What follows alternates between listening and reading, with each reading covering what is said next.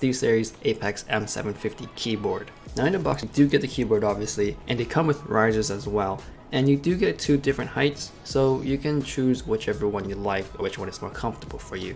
Now for the keys on this keyboard, they use their own QX2s. Now for the design, it looks a bit similar to their older keyboard, the M800. While the logo and the sides are very similar, but it doesn't illuminate. Now for the overall design on the keyboard, I would say it looks exposed. It may look weird to some people, but I guess the big pro is it's easy to clean. I would also like to mention that taking the keys off and exchanging them, it's very easy to do, and it's probably the easiest one I've ever done on any keyboard.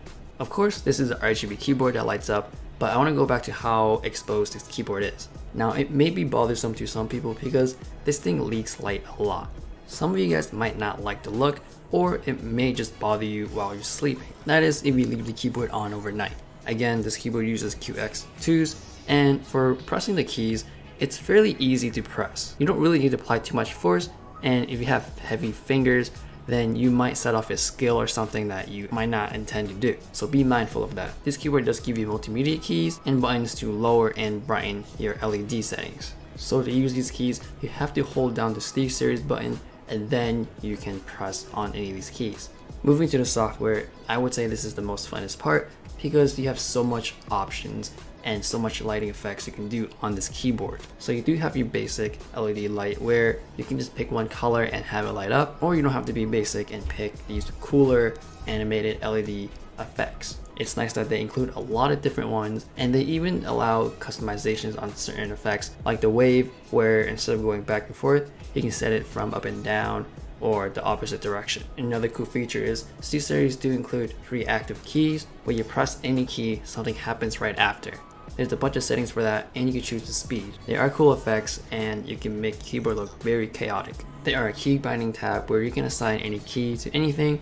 You don't have macro keys, so you can't really have a lot of functionality there, but still you can assign any key to whatever you want. And in the settings tab, you do have basic options there, like your polling rate and LED brightness level. Now it doesn't stop there. You have a lot more options in the Engines app where you can sync up everything if you have other Steelseries gear. You can link up to Discord, CSGO, Auto Visualizer, and you even have the new image sync where you can import any animated GIFs and it can match up with your keyboard. Now they do give you a couple examples, but you can always make your own. I think it's a fun idea to implement and just kind of make it feel like this is your keyboard. You can kind of customize it any way you want, especially when you can export your own things, your own GIFs into your keyboard.